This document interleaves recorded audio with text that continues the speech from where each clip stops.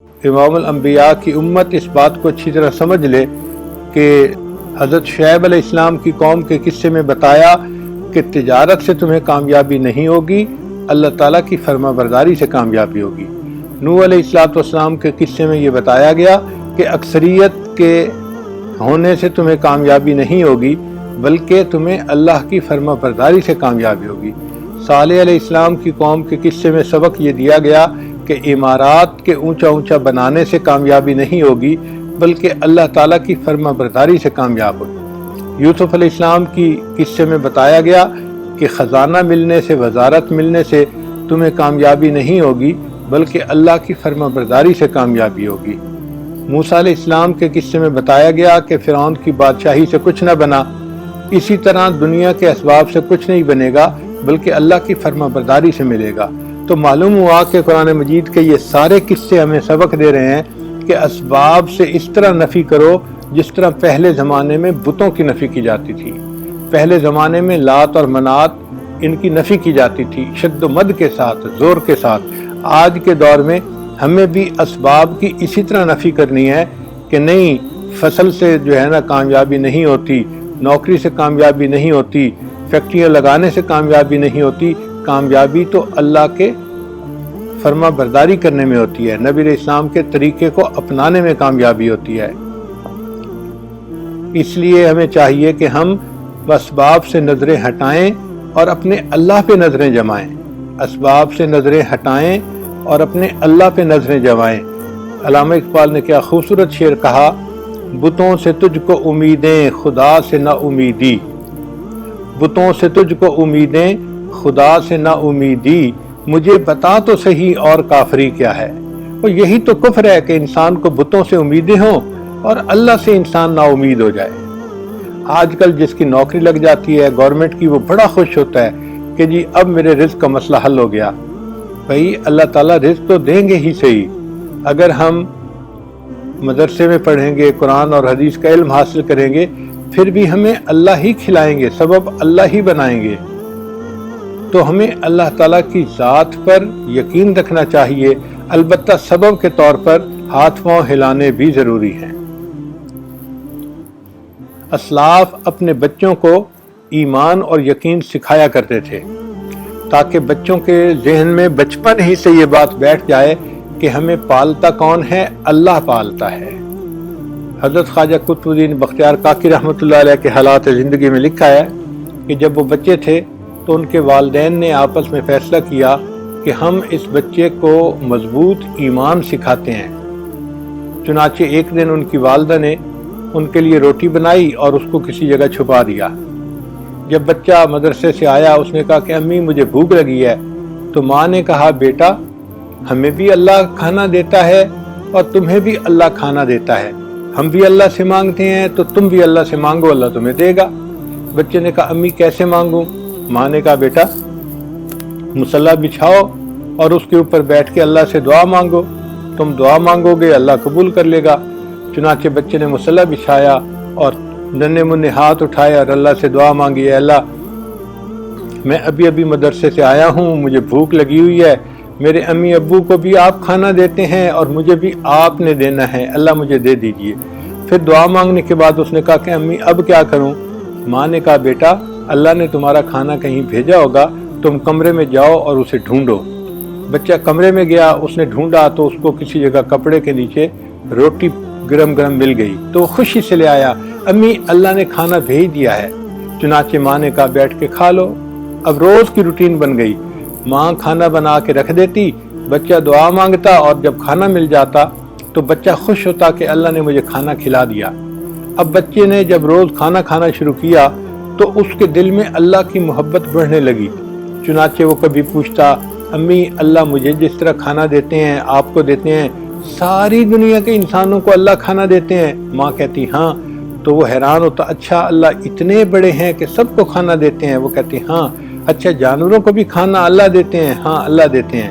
تو بچے کے دل میں اللہ کی عظمت بڑھتی، محبت بڑھتی، اور بچہ پوچھتا اچھا اللہ کہاں پہ ہیں، اللہ خوش ہیں ناراض ہیں؟ تو جب بچہ کویسچن کرتا تو ماں خوش ہوتی کہ میرے بیٹے کے دل میں جو ہے اللہ تعالیٰ کی محبت بڑھتی جا رہی ہے، عظمت بڑھتی جا رہی ہے، اللہ کا تعلق جڑ رہا ہے۔ چنانچہ ایک دن اللہ کی شان دیکھیں کہ رشتہ داروں میں کوئی فنکشن تھا اور ماں کو وہاں جانا پڑ گیا۔ ایسی مصروف ہوئی کہ اس کو یہ خیال ہی نہ رہا کہ مجھے اپنے بچے کے لیے کھانا بنا کے رکھنا ہے۔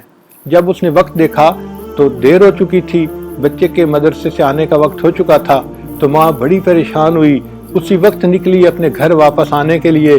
اب راستے میں تیز تیز چل بھی رہی ہے اور اللہ سے دعا بھی مانگ رہی ہے، اے اللہ میں نے اپنے بچے کا یقین بنانے کے لیے ایک ہیلہ اختیار کیا تھا، اللہ آج میرا بیٹا اگر دعا مانگے گا اور اس کو کھانا نہیں ملے گا تو اس کا یقین کہیں ٹوٹ نہ جائے، اللہ غلطی تو میری ہے، مجھے معاف کر دینا اور میرے بیٹے کے یقین کو نہ ٹوٹنے دینا۔ خیر بچی جب ماں گھر آئی تو اس نے دیکھا کہ اس کا بیٹا بستر کے اوپر آرام کی نیند، میٹھی نیند سویا ہوا تھا۔ ماں نے جلدی سے روٹی بنا لی اور روٹی بنا کے آئی اور اپنے بیٹے کا رخسار کا بوسہ لیا اور اسے جگا کے کہا، بیٹا تجھے تو بڑی بھوک لگی ہوگی، تو آ کے سو گیا؟ تو بچہ اٹھ کے بیٹھ گیا، حشاش بشاش تھا، کہنے لگا امی نہیں مجھے بھوک نہیں لگی ہوئی۔ تو ماں نے پوچھا بیٹا کیوں نہیں لگی ہوئی؟ امی میں جب مدرسے سے آیا تو میں نے مصلی بچھا کے اللہ سے دعا مانگی، پھر میں کمرے میں گیا تو مجھے ایک جگہ روٹی پڑی ہوئی مل گئی، امی روٹی کھائی، لیکن جو مزہ مجھے آج کی روٹی میں آیا امی وہ مزہ مجھے پہلے کبھی نہیں آیا۔ تو ماں نے اللہ کا شکر ادا کیا کہ اللہ آپ نے میرے بچے کے یقین کو سنبھال لیا، اس کو ٹوٹنے نہیں دیا۔ چنانچہ ہندی میں روٹی کو کاکی کہتے ہیں، ان کے ساتھ نام کے یہ لفظ جڑ گیا، قطب الدین بختیار کاکی، اور یہ جب بڑے شیخ بنے اپنے وقت کے تو ان کو کہا جاتا تھا خواجہ قطب الدین بختیار کاکی رحمۃ اللہ علیہ۔ دہلی میں آج بھی ایک جگہ ایک اونچا مینار بنا ہوا ہے جس کو قطب مینار کہتے ہیں، اور اس کے قریب ہی حضرت کی قبر ہے جہاں پر وہ آرام فرما رہے ہیں۔ تو پہلے وقتوں میں ماں باپ اپنے بچوں کو یقین سکھایا کرتے تھے، آج کے ماں باپ کے اپنے یقین نہیں بنے ہوتے، وہ اپنے بچوں کو کیا یقین سکھائیں گے؟ اس لیے چاہیے کہ ہم اس محنت کو کریں تاکہ ہمارا بھی یقین مضبوط ہو، ہمارے بچوں کا یقین بھی مضبوط ہو، اور ہم اعمال کے راستے کو اپنائیں اور اپنے اللہ کو منائیں۔ اب یقین بننے کے دو طریقے ہیں، دو راستے ہیں۔ ایک ہے کثرت دعوت، انسان دعوت کثرت سے دے تو اس کا یقین بن جاتا ہے، جیسے صحابہ رضی اللہ تعالیٰ عنہم تھے، وہ کثرت سے دوسروں کو ایمان کی دعوت دیا کرتے کثرت سے ایمان کی دعوت دیا کرتے تھے اور ان کا اپنا یقین بن جاتا تھا۔ چنانچہ صحابہ کرام کا یقین اتنا بن گیا تھا کہ حضرت علی رضی اللہ عنہ فرمایا کرتے تھے، اگر جنت اور جہنم میرے سامنے آ جائے تو میرے یقین میں ذرہ برابر اضافہ نہ ہو۔ تو دعوت دینے سے انسان کا یقین بڑھ جاتا ہے۔ چنانچہ آج کل کے دور میں یہ جو دعوت و تبلیغ کا ایک محنت چل رہی ہے، یہ یقین بنانے کی محنت ہے۔ جو بندہ اس راستے میں وقت لگاتا ہے اس کا یقین بنتا ہے، اسباب کی بجائے اس کی نظر مسبب الاسباب کی طرف جاتی ہے اور اس کا ایمان مضبوط ہو جاتا ہے۔ اور دوسرا طریقہ ہے ذکر کی کثرت۔ جتنا انسان ذکر کی کثرت کرے گا اتنا اس کی توجہ اللہ رہے گی، اور ہر چیز اس کی جو ہے اور ہر حال میں وہ اللہ کی طرف متوجہ رہے گا۔ چنانچہ حضرت خواجہ محمد عبد المالک صدیقی رحمۃ اللہ علیہ، انہوں نے خانوال کے اندر مسجد بنائی، اور اس مسجد کے بنانے میں انہوں نے کسی سے چندہ نہیں مانگا۔ لوگوں نے مسجد کا نام بے چندہ مسجد رکھ دیا کہ جی فلاں تو بے چندہ مسجد ہے۔ حضرت خواجہ مالک صدیقی رحمۃ اللہ علیہ خود تو اتنے نہیں تھے کہ بھئی ان کے پاس اتنے پیسے ہوتے کہ وہ مسجد بنا دیں، لوگ ہی مسجد کے لیے ہدیہ دیا کرتے تھے، مگر حضرت مانگتے نہیں تھے، کہتے تھے کہ نہیں میں اللہ سے مانگتا ہوں، اللہ خود اپنے بندوں کے دل میں ڈال دے گا اور بندے پھر میرے پاس آئیں گے کہ جی مسجد کے لیے یہ لے لیجئے، تو حضرت لے لیا کرتے تھے۔ ہماری والدہ صاحبہ یہ واقعہ سنایا کرتی تھیں، ایک مرتبہ حضرت نے جو مستری مزدور تھے ان کے ساتھ یہ وعدہ کر لیا تھا کہ بھئی آپ لوگ مزدوری کرتے رہیں اور آپ کی مزدوری کے پیسے جمع ہوتے رہیں گے، اور پھر جب اللہ مجھے دے گا تو میں ایک ہی وقت میں ادا کر دوں گا۔ چنانچہ سب میں مستری مزدور روزانہ پیسہ نہیں لیا کرتے تھے، بلکہ وہ کام بھی کیا کرتے تھے اور پھر اللہ سے دعائیں بھی مانگا کرتے تھے۔ حضرت خوش ہوتے تھے، فرماتے تھے پہلے میں اکیلا تھا اللہ سے مانگنے کے لیے، اب میرے ساتھ یہ مصری مزدور بھی شامل ہو گئے، اب ہم کئی اللہ سے مانگنے والے بن گئے، اب اللہ کی مدد آئے گی اور جلدی مسجد بن جائے گی۔ حضرت فرماتے ہیں کہ اس دور میں ایک ایسا وقت آیا کہ بہت سارا پیسہ قرضے کا سر پہ چڑھ گیا، اور اوپر سے رمضان کا مہینہ بھی آ گیا، تو مجھے بڑی فکر تھی کہ لوگوں نے رمضان کے بعد عید کے لیے کپڑے بچوں کے بنوانے ہوتے ہیں، چیزیں خریدنی ہوتی ہیں، اور اگر ان کی تنخواہ نہ دی گئی، ان کے جو بچے ہیں وہ بیچارے تو عید بھی نہیں منا سکیں گے، ان کی خوشیاں ادھوری رہ جائیں گی۔ میرے دل میں اس کا بڑا غم تھا، لیکن میرے پاس پیسے نہیں تھے کہ میں ان کو دے سکوں، اللہ سے دعائیں مانگتا تھا۔ حضرت فرماتے ہیں ایک بندہ آیا، وہ مجھ سے ملا اور بیعت ہوا، اور پھر ملاقات کر کے اس نے ایک بریف کیس مجھے دیا، حضرت یہ آپ کے لیے میں ہدیہ لایا ہوں۔ تو میں نے کہا کہ اچھا بریف کیس رکھ دو وہیں پہ۔ اس نے بریف کیس رکھ دیا اور وہ چلا گیا۔ حضرت صدیق رحمۃ اللہ نے ایک بچے کو بلایا اور بچے کو بلا کے کہا کہ یہ بریف کیس گھر لے جاؤ اور میری اہلیہ کو دے دو۔ بچہ اس بریف کیس کو اٹھا کے لے گیا اور والدہ صاحبہ کو دے دیا۔ والدہ صاحبہ نے سوچا کہ اس بریف کیس کو کہیں رکھ دیا جائے، انہوں نے بھی اس کو نہیں کھولا اور بریف کیس کو کسی اونچی جگہ رکھ دیا۔ اب 1 دن 2 دن 3 دن گزر گئے تو 3 دن تک کوئی تذکرہ ہی نہیں ہوا حضرت کے درمیان اور ان کی اہلیہ کے درمیان۔ تیسرے چوتھے دن اماں جی نے پوچھا حضرت سے کہ وہ جو آپ نے بریف کیس بھجوایا تھا وہ لوہے کا بنا ہوا ہے یا کیا؟ حضرت نے پوچھا کیوں؟ کہنے لگی وہ تو اتنا بھاری ہے کہ مجھے اٹھا کے اوپر رکھنے میں بڑا وزنی محسوس ہوا۔ تو حضرت نے فرمایا نہیں، لوہے کا تو نہیں بنا ہوا، ذرا اس کو میرے پاس اٹھا کے لائیں کہ وہ بھاری کیوں ہے۔ چنانچہ والدہ صاحبہ اس کو اٹھا کے لائیں۔ جب اس کو کھولا گیا تو دیکھا کہ وہ نوٹوں سے بھرا ہوا تھا، 1000 روپے والے نوٹ کے۔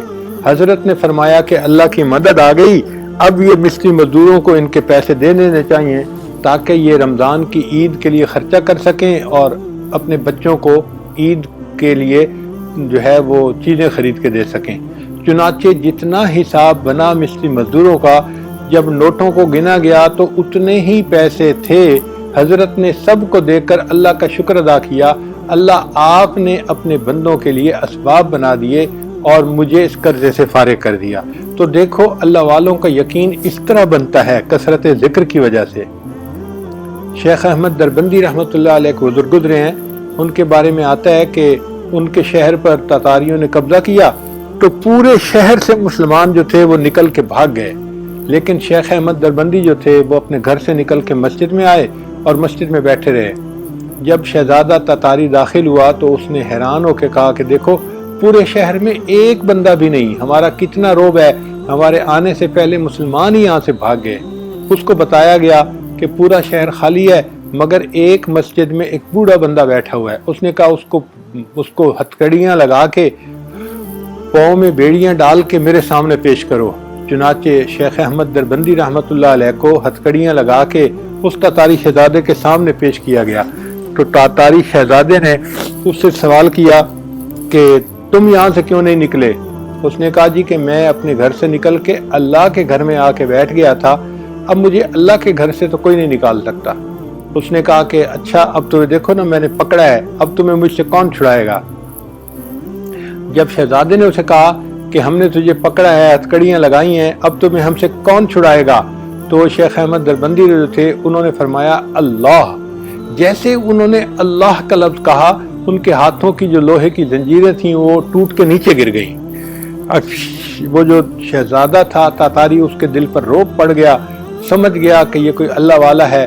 چنانچہ اس نے کہا اچھا میں آپ کو یہاں رہنے کی اجازت دیتا ہوں، آپ اپنے گھر میں جائیں رہیں، ہم آپ کا احترام کریں گے، آپ کو کوئی تکلیف نہیں پہنچائیں گے۔ چنانچہ شیخ احمد دربندی رحمۃ اللہ علیہ وہاں پہ رہنے لگ گئے۔ یہ شہزادہ کبھی کبھی حضرت کو ملنے کے لیے رات کے اندھیرے میں آیا کرتا تھا کہ لوگوں کو پتہ نہ چلے، تو حضرت اس کو ایمان پہ لے آئے اور اس کو نیکی کی طرف لے آئے۔ پھر حضرت نے اس کو کہا کہ دیکھو جب تمہیں جو ہے وہ بادشاہت ملے گی تم اس وقت اپنے ایمان کا اعلان کر دینا، ابھی اعلان مت کرو۔ چنانچہ وہ شہزادہ اسی طرح رہا، تقریباً 25-30 سال کے بعد ایک وقت آیا کہ وہ بادشاہ بنا۔ جیسے ہی وہ بادشاہ بنا اس نے اپنے ایمان کا اظہار کر دیا کہ میں بھی مسلمان ہوں، اور یوں جو بادشاہت تھی اللہ نے دوبارہ مسلمانوں کے ہاتھ میں دے دی۔ یہ بادشاہت، یہ تخت و تاج لڑائی سے نہیں ملا، یہ جنگ سے نہیں ملا، بلکہ اللہ نے ایک اللہ والے کے ذریعے سے دوبارہ یہ جو ہے ایمان والوں کو واپس عطا فرما دی بادشاہت بھی۔ علامہ اقبال نے خوبصورت شعر کہا کہ ہے ایاں یورش تاتار کے افسانے سے، ہے ایاں یورش تاتار کے افسانے سے، پاسباں مل گئے کعبے کو صنم خانے سے۔ اللہ نے کعبے کو صنم خانے سے پاسباں دے دیے۔ اللہ چاہتا ہے تو کافروں کو ایمان کی ہدایت دے دیتا ہے اور ان سے اسلام کی مدد کروا دیتا ہے۔ لہٰذا ہمیں اللہ تعالیٰ کی ذات پر پکا یقین رکھنا چاہیے۔ ہمارے پاس یہ بڑی نعمت ہے جس کو ہم ایمان کہتے ہیں، اور ہمیں چاہیے کہ ہم کثرت ذکر کریں تاکہ ہمارے دل میں بھی اللہ کی ذات پہ پورا یقین آ جائے، ہمارا ایمان مضبوط ہو جائے۔ رابعہ بصریہ اللہ کی نیک بندی، ان کا واقعہ بھی ذرا توجہ کے ساتھ سن لیجئے کہ ایک مرتبہ ان کے ہاں کچھ مہمان آ گئے۔ شام کا وقت ہو گیا، گھر میں کچھ کھانے کی چیز بھی نہیں تھی۔ چنانچہ مغرب کے بعد ایک آدمی نے دروازہ کھٹکھٹایا۔ رابعہ بصریہ نے اپنی خادمہ سے کہا کہ دیکھو کون ہے۔ اس نے کہا کہ ایک بندہ ہے جو روٹیاں لایا ہے۔ رابعہ نے کہا کہ اچھا روٹیاں گنو کتنی ہیں؟ اس نے کہا جی 9 روٹیاں ہیں۔ اس نے کہا اچھا یہ روٹیاں میری نہیں ہیں، کسی اور کی ہیں، اس بندے کو کہو کہ چلا جائے۔ وہ بندہ واپس چلا گیا۔ اب عشاء کا وقت ہو گیا اور کھانے کا وقت تھا۔ خادمہ پریشان تھی کہ بھائی کھانا آئے تو ہم مہمانوں کو کھلائیں تاکہ مہمان کھانا کھا کے تو آرام کریں، مگر گھر میں کچھ تھا ہی نہیں، پریشانی تھی۔ کچھ دیر کے بعد دوبارہ دروازہ کھٹکھٹایا گیا۔ پوچھا کون؟ کہ جی کوئی کھانا لایا ہے۔ دیکھو کتنی روٹی ہیں؟ اس نے کہا جی 9 روٹی ہیں۔ کہنے لگی نہیں میری نہیں ہیں، اس کو یہ چلا جائے۔ چلا گیا۔ اب دیر ہو گئی، اب آدھی رات کا وقت ہو گیا اور مہمانوں کو نیند بھی ستا رہی تھی لیکن کھانا بھی نہیں کھلایا گیا تھا، تو خادمہ بھی پریشان تھی۔ اتنے میں اللہ کی شان کے تیسری مرتبہ دروازہ کھٹکھٹایا گیا۔ رابعہ نے کہا دیکھو کون ہے؟ اس نے کہا جی کوئی کھانا لایا ہے۔ کہنے لگی اچھا تم دیکھو کہ روٹیاں کتنی ہیں؟ اس نے کہا جی 9 ہیں۔ اس نے کہا نہیں اس کو کہہ دو کہ یہ ہماری نہیں ہے، چلا جائے یہاں سے۔ تو خادمہ کہنے لگی کہ آپ 2 دفعہ پہلے واپس کر چکی ہیں اور 30 دفعہ اب کر چکی ہیں، اب آدھی رات کے بعد کون کھانا لائے گا؟ مہمانوں کو کھانا کھلانا تو ہے۔ تو وہ کہنے لگی اس لیے کہ روٹیاں 9 ہیں۔ تو خادمہ نے کہا 9 ہیں تو مسئلہ کیا ہے؟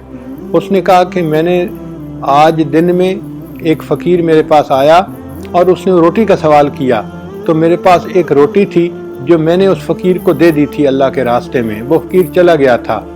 اب اللہ کا وعدہ ہے من جاء بالحسنۃ فلہ عشر امثالھا، جو ایک لائے گا نیکی میں 10 کا ثواب دوں گا۔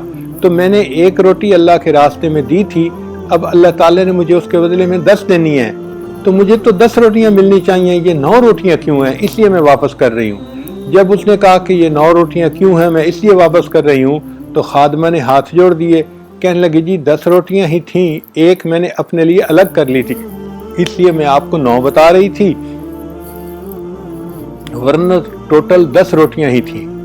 تو دیکھو رابعہ بصریہ گھر میں بیٹھی ہوئی ہے لیکن اللہ کا ذکر کثرت سے کر رہی ہے، اور اس کا ایمان اتنا مضبوط ہو گیا کہ اس کو یقین تھا کہ مجھے ایک کے بدلے میں 10 ملیں گی، اور اللہ نے 10 عطا فرما دیے۔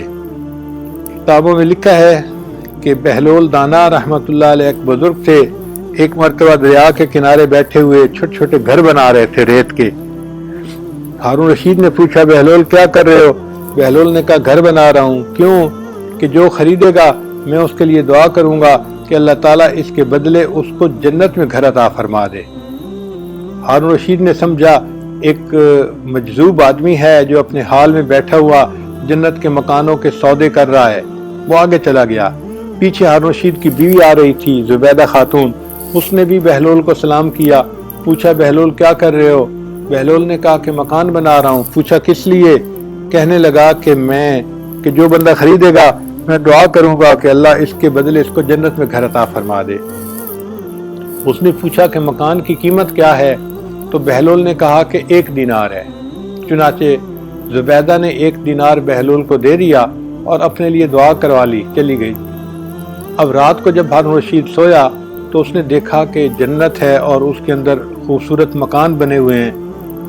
کوئی ایسا مکان ہے کہ ایک اینٹ سونے کی، ایک اینٹ چاندی کی، بڑے خوبصورت مکان بنے ہوئے ہیں، اور اس میں ایک سرخ یاقوت کا مکان ہے جو بہت خوبصورت ہے، اور اس کے دروازے کے اوپر زبیدہ کا نام لکھا ہوا ہے۔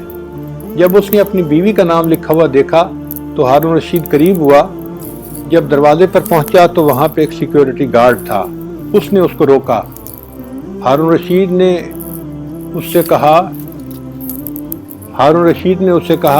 کہ آپ نے مجھے کیوں روکا؟ اس نے کہا اس لیے کہ آپ کا نام کیا ہے؟ اس نے کہا ہارون رشید۔ اس نے کہا کہ نہیں، یہ تو زبیدہ کا مکان ہے، اور یہاں پر جس کا مکان ہو وہی اندر جا سکتا ہے، دوسرا بندہ نہیں جا سکتا۔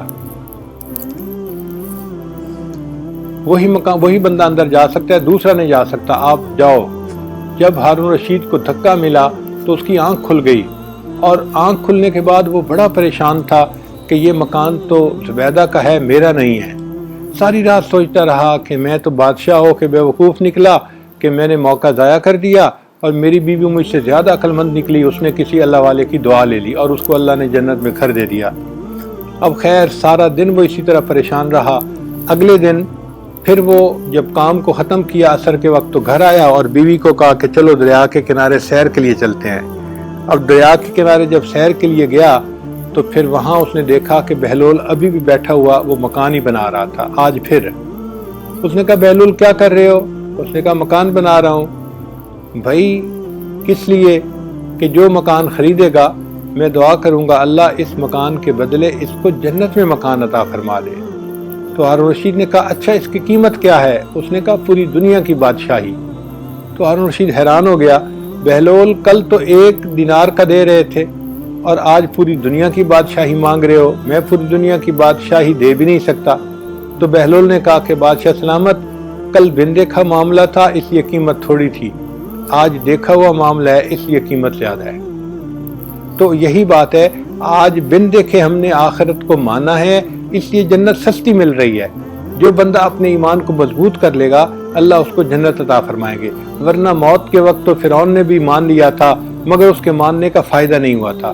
تو ہم آج اللہ کی ان نعمتوں کو مانیں، تسلیم کریں، اللہ کو اپنا رب مانیں اور اپنے ایمان کو مضبوط کریں، تاکہ جب اللہ کے پاس جائیں تو اللہ تعالی ہمارے ساتھ رحمت کا معاملہ فرمائے۔ آخری بات سن کے میں اپنی بات کو مکمل کرتا ہوں۔ حضرت یوسف علیہ السلام کے زمانے میں قحط تھا تو انہوں نے ایک قانون بنا دیا تھا کہ جو بندہ آئے اس کے گھر کے جتنے لوگ ہوں گے اس کو اتنے ہی گندم کی بوریاں دے دی جائیں گی، اس سے پیسے لے لیے جائیں گے۔ چنانچہ جو ورکر تھے وہ اس قانون کے مطابق لوگوں سے پیسے لیتے تھے اور ان کو گندم تقسیم کرتے تھے۔ ایک لڑکا سا آیا اور اس لڑکے نے کہا جی کہ مجھے گندم چاہیے۔ انہوں نے پوچھا بھئی تمہارے گھر والے کتنے ہیں؟ اس نے کہا اتنے ہیں۔ اس نے کہا اچھا پھر تمہیں ہم اتنے بیگ دیں گے۔ اس نے کہا نہیں مجھے بیگ زیادہ چاہیے۔ تو دینے والوں نے اس کو 1-2 بیگ زیادہ دے دیے۔ وہ بچہ کہنے لگا نہیں مجھے اور زیادہ چاہیے۔ تو کام کرنے والوں نے کہا دیکھو بھائی ہمارے اختیار میں نہیں ہے کہ ہم اس کو زیادہ دے سکیں، تم پھر یوسف علیہ السلام کے پاس چلے جاؤ، اگر وہ فرما دیں گے تو جتنا کہہ دیں گے ان کا حکم فائنل ہوتا ہے۔ وہ لڑکا سا جو تھا نوجوان لڑکا وہ حضرت یوسف علیہ السلام کے پاس آیا اور آ کے کہنے لگا کہ حضرت مجھے گندم چاہیے۔ انہوں نے فرمایا بھائی گندم کا تو یہ قانون ہے کہ ہم اتنا دیتے ہیں جتنے گھر کے لوگ ہوتے ہیں۔ اس نے کہا نہیں حضرت مجھے زیادہ چاہیے۔ انہوں نے کہا کہ تمہیں ان لوگوں نے دی؟ کہا مجھے انہوں نے 2-3 بیگ زیادہ دیے مگر مجھے اور بھی زیادہ چاہیے۔ تو یوسف علیہ السلام نے کہا کہ ان لوگوں نے بھی تجھے زیادہ گندم دی جو دستور ہے اس سے، اور میرے پاس آئے ہو اور میں بھی تمہیں کہتا ہوں کہ چلو میں تمہیں 2-4 بیگ اور زیادہ دے دوں گا، لیکن تم جو ہے وہ اور زیادہ کا مطالبہ کر رہے ہو، کیوں اتنی گندم مانگتے ہو؟ اس نے کہا حضرت آپ مجھے پہچان نہیں رہے، اگر آپ مجھے پہچان لینا کہ میں کون ہوں تو آپ مجھے بہت زیادہ گندم دیں۔ تو یوسف علیہ السلام حیران ہوئے۔ یوسف علیہ السلام نے اس سے پوچھا کہ تم ایسی بات کیوں کر رہے ہو؟ اس نے کہا کہ حضرت جب زلیخا نے آپ کے اوپر بہتان لگایا تھا اس وقت جس چھوٹے بچے نے آپ کی پاک دامنی کی گواہی دی تھی وہ بچہ میں ہوں، مگر اب میں بڑا ہو کے جوان ہو گیا ہوں تو میں آپ کے پاس آیا ہوں۔ حضرت یوسف علیہ السلام نے جب یہ بات سنی تو آپ کو بچے پہ اتنا پیار آیا کہ آپ نے اس بچے کو اپنے قریب بلایا، اس کے ماتھے کو بوسہ دیا، اس کو گلے لگایا، بگ ہگ دیا اور پیار کے ساتھ اس کو رخصت کیا، اور اس کو ڈبل ٹرپل جو ہے گندم دی، اور لوگوں کو کہا کہ یہ گندم تم لے جاؤ اور اس کے ساتھ سواریاں اپنی ہوں اور اس کو گھر بھی پہنچا کے آؤ۔ جب یوسف علیہ السلام نے اس نوجوان کو اس طرح عزت کے ساتھ رخصت کیا تو اللہ تعالیٰ نے وحی نازل فرمائی، اے میرے پیارے یوسف علیہ السلام، آپ نے اس لڑکے کو بڑی عزت سے نوازا۔ عرض کیا، اے اللہ کیوں نہ نواز کا، یہ وہ لڑکا ہے جس نے میری پاک دامنی کی گواہی دی، آج یہ میرے پاس آیا تو میرا دل چاہا کہ میں اس کو اتنا دوں جتنا میں دے سکتا ہوں۔ تو اللہ تعالیٰ نے فرمایا، اچھا یوسف علیہ السلام آپ گواہ رہنا، جس نے آپ کی پاک دامنی کی گواہی دی آپ کے پاس آیا، آپ نے اتنا دیا جو آپ دے سکتے تھے۔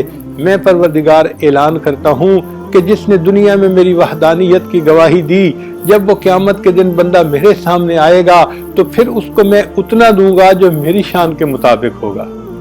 تو اللہ کو ایک ماننا اور اللہ کی ذات پر کامل ایمان رکھنا یہ بڑی نعمت ہے، اس نعمت کی حفاظت کیجئے۔